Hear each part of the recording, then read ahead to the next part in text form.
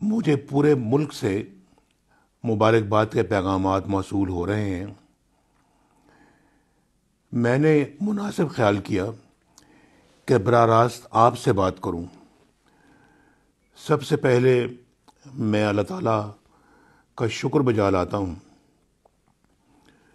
جس نے مجھے آخر کار جھوٹے اور بے بنیاد مقدمات میں سرخرو کیا۔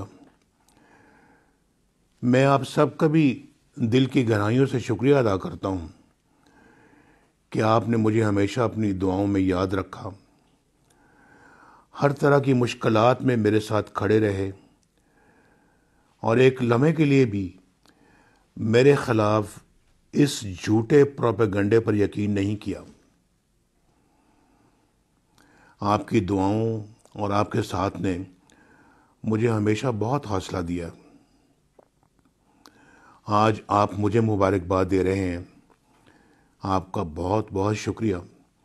لیکن میں سمجھتا ہوں کہ آپ سب بھی مبارکباد کے مستحق ہیں۔ میری جماعت کا ہر رکن، ہر کارکن بھی مبارکباد کا حقدار ہے۔